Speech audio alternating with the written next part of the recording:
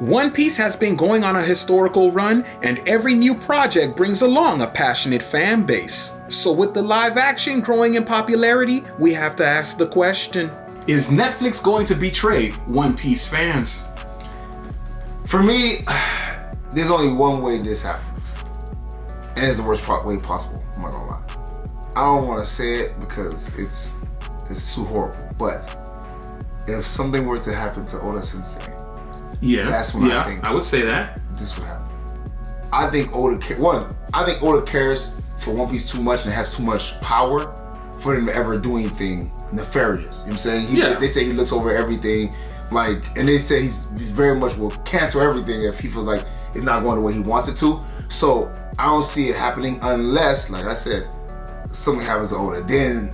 But it still be tough because I think the Japanese culture in general, they're not going for that. You know what I'm saying? But I think that's the only way Netflix will ever actually have a leeway to try to tamper with things. I don't think they're going for the things that you're saying that the Japanese would go for or won't go for, right? Mm-hmm. The strange thing about that is that they don't. It seems from all the interviews I've seen and all the videos I've watched, they don't seem to know much about what's okay and what's not okay outside of Japan. So sometimes they listen to these think groups that tell them, hey, you should do this, you should do that. And sometimes they take that and they go with that direction. That's how a lot of these gaming companies and a lot of these movie companies have started, creating subpar work. That's the best way to put it. So I think you can convince him to certain things and say, oh no, they'll find this offensive, so we're gonna change this to this. And he'll probably kind of lean towards it oh, okay, because he doesn't know.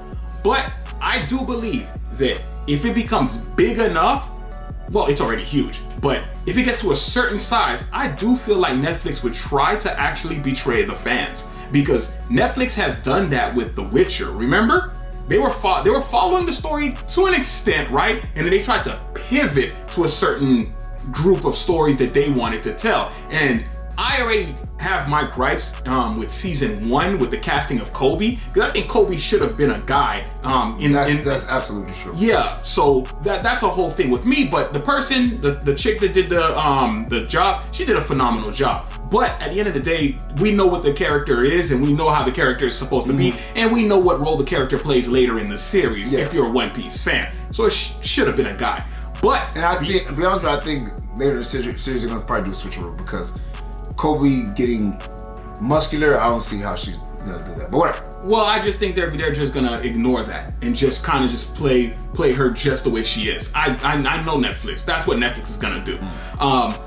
But I do feel like they are going to try to play their cards sooner or later. They might try to play their card this season coming up. But I do feel usually they wait 3 or 4 before they try to do whatever they're trying to put into it. And you have to realize that a lot of the showrunners are American, right? And they want to put their print on Oda's work. They don't want to stay true to it, to the way we like it. They want to add a little bit of extra into it. Here's the thing. Fans will leave. And that's what we don't understand. Fans will. That would be and that's what they don't understand. One Piece fans are die-hard fans. Most definitely. I think even with the Kobe thing, it was annoying, but it was a very small thing, in my opinion. You know what I'm saying? It wasn't no drastic change. But let's say they try to do something drastic. For instance, one of my favorite characters everybody knows is Bon Clay. Bon Clay. If Bon Clay does not get arrested, I'm hot. I'm not gonna lie. You cannot change that. You cannot change pivotal moments in the show, because one, Oda built a great story. So now him getting arrested is pivotal for later in the show. If they change it, let's say he gets part of the crew, which they might do some dumb junk like that, I'm out. Nah, that'd be a little much. I'm out. That's what I'm saying. That'd be a little much. So when I say Oda wouldn't clear that. Exactly, and that's what I mean. I think that they'll try to do they're probably gonna do little small things. But I'm talking about massive changes to the story. I just don't think he's going for it. And I think that's what I mean. When you're saying, are they gonna betray fans? That's what I mean is a betrayal. A betrayal is something where should Kobe been a guy? Absolutely. You know what I'm saying? I don't know. But there's not, even with the first season, I can't really think of that many, you know what I'm saying? No, they did a great job. Besides the Marine storyline, Garp fighting Luffy thing.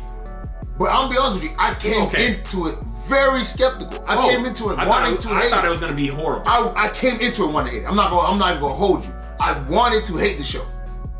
But to be honest with you, I watched it and I was like, this is a pretty good adaptation of One Piece. It was. You know what I'm saying? Like, the way they did Kuro, the way they did the show was pretty good. The set design, the costumes, so on and so forth. It was spot on. It was perfect. Meow Brown, perfect. They did the Meow Brown brothers. Now, mind you, they changed one of the Meow Brown brothers to a female. And we were okay with that. Exactly. So, but again, what I'm saying is, a lot of those changes were small, but they didn't really affect the story too much. You know what I'm saying? And kind of made a big deal of it, sure, but I'm talking about like major changes to the story. I'm talking about like... Well, here's the thing. Some changes have to happen.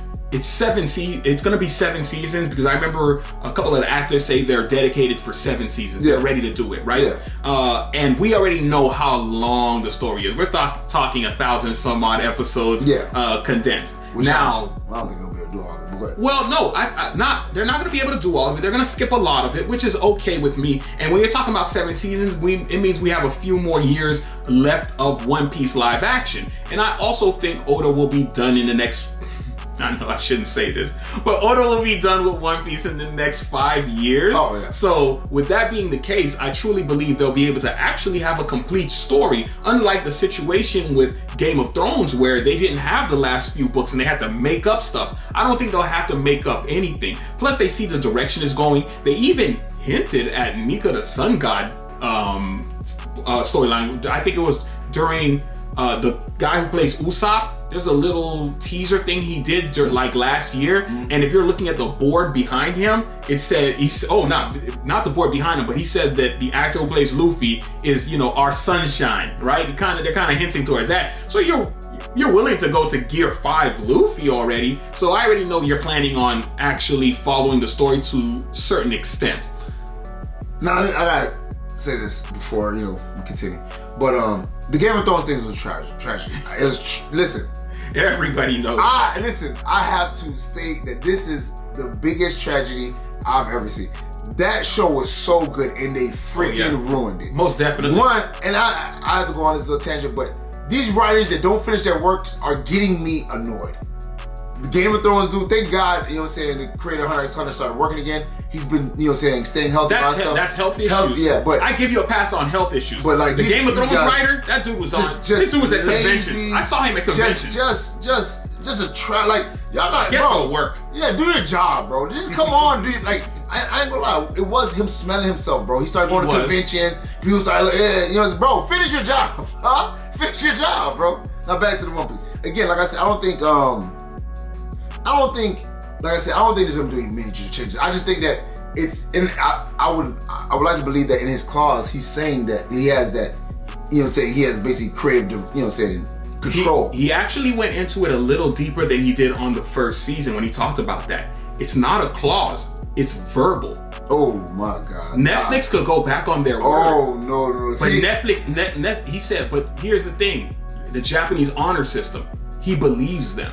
They said, crazy. They gave him their word that they're not going to do this and they're not going to release something unless he says so. Now, if he really was like, I'm not releasing this season, ever, Netflix could just go, well, I'm not going to listen to you anymore. And they could just pivot onto their own thing. I'm sorry, dog. Listen, they're liars, dog. They're liars, bro. They just straight lie to you. They just straight lie to you. I ain't gonna lie. Knowing that, my whole answer changed. They're gonna ruin this series. They honored the first season. Listen, they honored until they don't honor. We've seen them go back on things all the time. Like you said, it was the honor system to Henry Cavill. Oh, this is your show. The Witcher's your show. No. And as soon as they whatever. Henry Cavill, that was plotted. I'm sorry, that was plotted. They plotted on him. Listen, they used him as the person to open the door to get male fans in, and then they started. They did the same thing with Blade. They said, hey, you know what I'm saying, Marshall Ali, you know what I'm saying, you gonna be the next Blade. We got you, man. And what happened? He started reading that script. He said, oh no, I ain't doing this. Again, they're liars, bro. They are liars, bro. No, the tide has turned.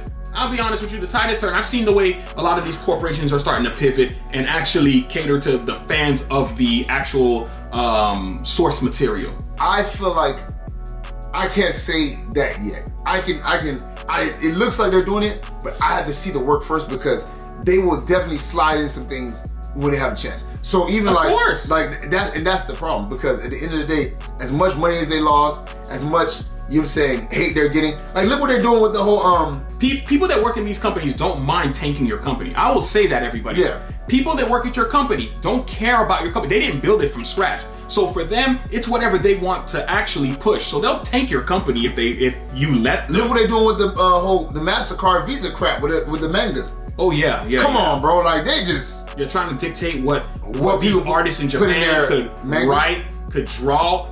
That's crazy talk. And they're trying to say, well, we don't like the content of what... And they're like, but you support only... Yeah. Like if you're pushing that, then... Again, right. and that's what I'm saying. So for me, it's like, it's always about... They just try to get one over on you. They'll go along until they feel like they can take advantage. And that's what they do. And again, so for me, like, as much as... And that's the sad thing about the Japanese culture, is that they are trusting people. They are trusting. But Americans, to be honest with you, are not really trustworthy. So you've already seen what happens when Americans and other people head over to their country and what they're doing there. And that's crazy. But with One Piece, I feel we'll know by the 4th-ish season if they are really trying to pivot away. Because right now, they're riding their high horse. Fans are going crazy for it. It's anticipated. Everything is going right. They're making money. They're gaining subscribers all over the world. Not just the United States, because this is a worldwide phenomenon here. So, but we'll know. But to be honest with you, my question is, what is there to gain in changing the story? Like, that's what I don't understand about it. There is nothing to gain. Like, you don't gain anything. You only lose in this situation. You already have a secure fan base that have been supporting this thing for 20-some years. You have people all over the world. You got MMA fighters doing freaking the get a second pose. You got people got Olympians. Olympians. You got everything. Literally everything's in front of you. If they screw this, and that's, but I can't. They had it cooked up because that with Witcher. Like, it's like, I just don't understand what they have to gain when they do these things.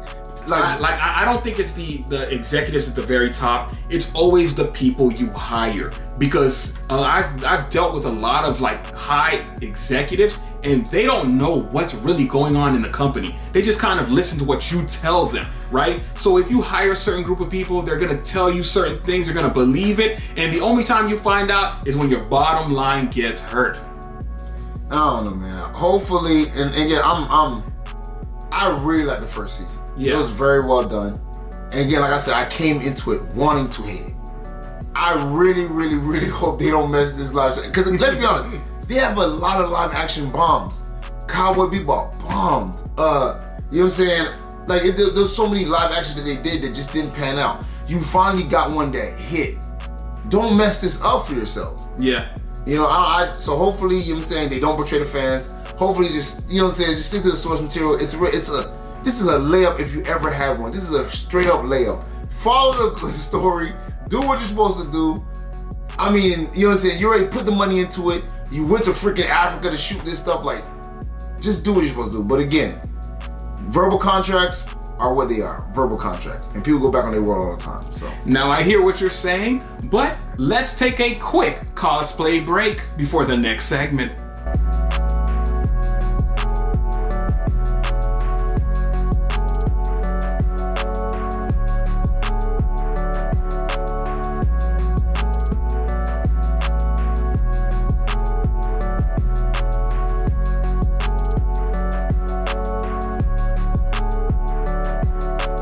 As budgets for animes continue to grow, we have seen a consistent push for more content and more shows. So we have to ask the question, what anime do you think would make a great live action? If I want to be honest. Straight hit now. Again, so if I'm thinking about this, it has to be a secure fan base. It has to be something that can be done. Yeah. With not too crazy of a budget. Correct. If I'm leaning that way, I'm probably gonna do like, is it Wrong to Put Girls in a Dungeon?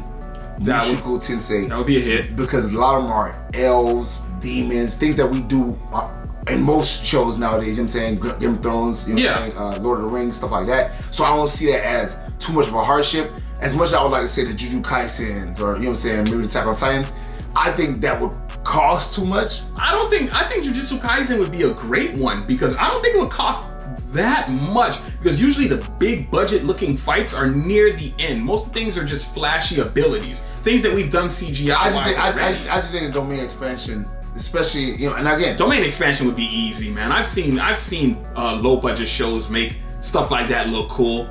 I mean, for me, like I said, I'm leaning Izuran Girls in Dungeon, Mushoku Tensei, because again, you know what I'm saying, elves and gods and stuff like that is stuff that we always do. Yeah. So I don't really see it as a big hardship. Yeah. And you know what I'm saying, it's just kind of like a layup. You know what I'm saying? Whereas I think as much as Jujutsu Kaisen, Naruto, these things, I think Naruto has one actually. A live action coming? Live action. I think that's going to be a solid hit. That's one of the ones I'd say would make a great live action. Yeah, Naruto, don't get me wrong, the budget's going to run you.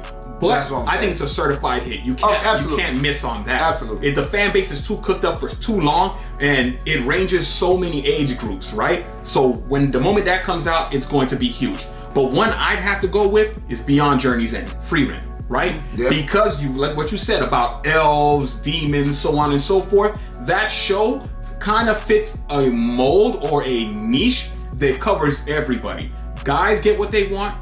Women get what they want. It has a nice story that flows from one story to the next. You could even add extra parts into it because the episodes kind of flow. I don't want to say they flow like a filler because they're so good, but they do. You could add in an extra adventure here and there to expand your story further. Yeah. So that would be an easy one. And with the fan base that it already has, that would be a hit show.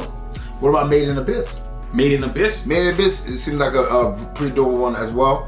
But I don't know if Made in Abyss still has the luster it used to have. It doesn't. So, I mean, I don't know if that would be a server hit. You got My Hero Academia. My Hero Academia would be huge. My biggest worry would be the actors that are in the show itself because they're supposed to be kids, right? So that's my big worry is that the budget and the way it moves would cause a situation where it's delayed for 3 years and they're older. It's delayed for 2 years and they're older. Why do you think so? They had this issue with Euphoria. They had the issue with Stranger Things. And these are on different platforms here. Every time they start to add like teenagers or kids into something, we get these weird like 2-3 year gaps between a season, and some of them don't even return. Yeah, that's the tough part. I mean, I've seen it's been done. Harry Potter was able to do like movies. I'm talking about like shows though. Yeah. Movies and shows. We could go movies and shows, but I really say shows. Yeah. It gotta be a hit, right? Like I said, for me, that if I'm going, it has to be Izuran Girls in Dungeon and you know what I'm saying, Mushoku Tensei, because like I said, a lot of other stuff is gonna, you know what I'm saying. Now mind you, we could do shoujo. Shoujos are easy, you know what I'm saying. Slice of life are easy. You know what I'm saying. Yeah, we could play. If you're talking about older shows. Sailor Moon would have been a hit. Sailor Moon. A live action version of Sailor Moon. Because it's mostly relationship based in the way it plays. Like the action only happens at the end of every episode. Yeah, those are that would be the biggest layup. So, that's sitting on a table. Netflix, put it out there. But let the streets have it. My question is anybody gonna get Dragon Ball Z right though? Nobody could get Dragon Ball Z right. It's crazy it can't. It's just the way the story is structured, the way the fighting happens. You can never get Dragon Ball Z right. I know a lot of you would like to see a live action Dragon Ball Z and have it be, grand. Maybe it could work for one movie, but it can't. It could work for probably one movie, but it can't work as a series because what are they doing on episode 7? You can't tell me what's happening on episode 4. Every show is basically just a fight. Hey, somebody coming up and fade them out. Hey, who you is? Fade. That's what it is. As crazy as it is, Dragon Ball plays like a monster of the week situation. It does. So that would become repetitive for a lot of people, and they'd stop watching the show. What about Power Rangers? Power Rangers is basically the same thing. Man, who the heck is watching Power Rangers type stuff nowadays? You like that? The stories now have to be a little more deeper for some people, and I don't think Dragon Ball would do. Now, if we're gonna play with a little bit of a budget, Hunter x Hunter, I think Hunter x Hunter would be great. Now, don't get me wrong, the fan base would probably be like 80% male. I think Hunter x Hunter would do well in the beginning. But once you get to like the Chimera ants, I ain't gonna lie. I think nah. Because like the hunter exam and all that's doable. Just running, you know what I'm saying? Yeah, don't get me wrong. I said the budget would be a little. That you know what I would like? What? But I think again, just like Jujutsu Kaisen, I think the budget would be too crazy. Bleach would be a really good one. Sword fighting, would. All that stuff. But them bankais, no. The bankais would break. That's gonna run. That would break the budget. Bankai, that's gonna run. We get one bankai per season. Yeah, they're gonna build up all the way to the end of the season. So like, as far as like, but again, outside of the bankais, it's very doable. Sword fighting, you know what I'm saying? We've seen that before. Monsters, you know what I'm saying? Like, it's definitely doable. But I just think with the bankais, that's gonna be the hardest part. What slice of life anime do you think would go perfect and be a hit? Well, see, I'm gonna be biased because I like what I like. So for me, School Days, okay, fire. Even though everybody who knows School Days it gets gruesome at the end, but it's a special one to my heart, and also Toradora. You know what I'm saying? Which again, very easy. Main character, girl, help each other become friends, and then they end up falling in love. Very simple show. You know what I'm saying? So, the creator of One Punch Man. Mob Psycho would do real good. Oh, that's and Mob Psycho, because of the theme of mental health, so on and so forth, everybody would kind of get what they want, right? Yeah, and the kind of love interest between him and the girl. So you get your little relationship situation, you get your mental health situation, you get your depression situation, and we get action fighting. But let me ask that would be a hit. The question is, are the actors gonna be ugly? Because Mob Psycho's drawing, everybody knows Mob Psycho's drawing is kind of subpar. You're not going to hey, they gotta be one-on-one adaptation. They gotta have weird looking faces. They gotta be one-on-one. If you out here getting all pretty people, I'm gonna be like, hey, this ain't Mob, bro. I need some misshapen heads. I need some craziness. Nah, you can't get ugly people, man. You can probably get away with the TV ugly where you slap some braces on somebody and say that they're ugly. They have like pimples. If they all pretty people, bro, this ain't Mob, bro. I'm not gonna lie. It's not Mob, bro. But I think Mob would be one of the ones that I think would be doing very well. Mm-hmm. Now, what action, is there anything with robots that you feel would do good? Because I think that would be very difficult. And I think Gungrave would do well. Gunslinger Girl will also do well. So like for me, that's the ones I'm leaning towards. But like, I don't know, like, you don't really care about the video game animes, but from y'all know, Shangri-La Frontier would have been fire. And also Sword Art Online. Now mind you, again, the reason why it's easier is because it is a video game. And we've seen Player One, we've seen what's that Ryan Reynolds movie? The Good Guy, this is called The Good Guy, whatever. Where he's in a video game as well. So we've seen movies where these guys they go into video games and all this stuff is going on, whatever. Even the Mario movie technically. You know what I'm saying? Even though it's all CGI. The series we're about to finish with Tokyo Revengers? Yeah. That? I think they have a live action for that one though. They do they? Yeah. I have to dig. I think, but like again, it's not popular. This is popular for people who follow Tokyo Revengers, but I think they do have a live action. I don't really watch it. To be honest with you, like I'm just saying if you're talking about one of the larger studios in America pieced it together, that's an easy one to do. Absolutely. That's a gimme. You should be able to do that one. That one, because again, there's no powers, just fighting. That's straight up walking around town. That's a relationship, gangs. The fights aren't that crazy, so that one you should be able to do. That one should be a hit. You know what? When you don't watch this anime, but Blue Exorcist would be really dope. You know what I'm saying? Haven't started that one yet. Blue Exorcist, really cool. You know what I'm saying? Kid's a demon. He, you know what I'm saying, puts his demon powers on a sword. Now, I mean, besides Blue Fire, it's pretty doable. You know what I'm saying? He has a tail, whatever. That's easy. Like I said, they do that in a lot of live action and regular TV shows anyway. So for me, those are the ones like I said, if they wanted to, bro, they could do a lot of, especially because what they spent on Avatar. Yeah. None of these things they pale in comparison to what I spent on Avatar. So for me, like now with the way CGI is and stuff like that, and the mind budget is there, it wouldn't spend.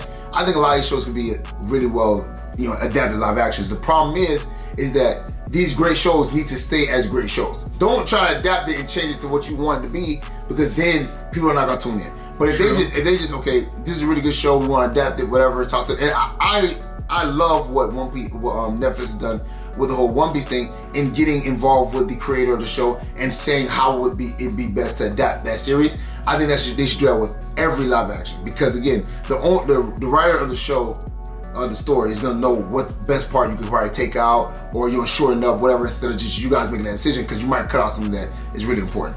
Well, we gave them some ideas, so Netflix, HBO, Max, whatever, get it done. Call us. You know what I'm saying? We can make a show for you.